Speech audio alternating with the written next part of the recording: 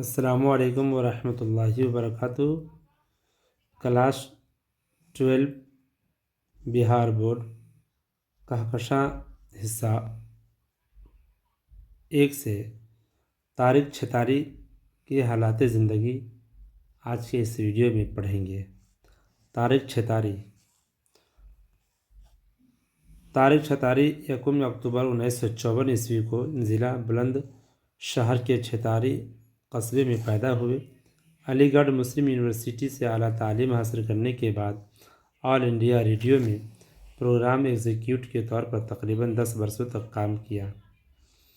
1993 عیسوی میں علی گڑھ مسلم یونیورسٹی کے شعبہ اردو سے وابستہ ہوئے، جہاں آپ پروفیسر ہیں۔ جدید افسانہ اردو ہندی ان کی تحقیقی کتاب ہے۔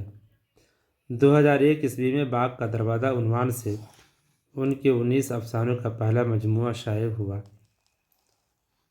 1970 عیسوی کے بعد جن افسانہ نگاروں نے اپنی تخلیقی سرگرمیاں شروع کی، ان میں طارق چھتاری نے کم لکھنے کے باوجود اپنی شناخت قائم کی۔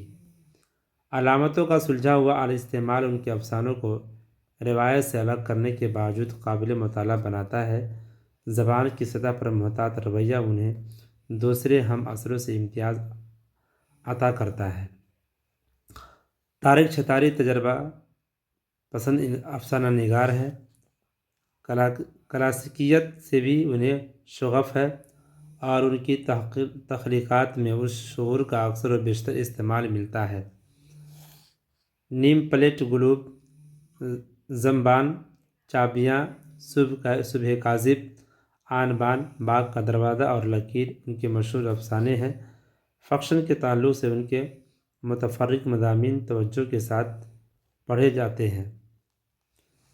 طارق چھتاری کا تخلیقی طریقہ کار اس طور پر دوسرے لکھنے والوں سے مختلف ہے کیونکہ ان کے یہاں جدیدیت کے آخری عہد کے افسانوی حربے بہت متوازن طریقے سے استعمال میں لائے گئے ہیں۔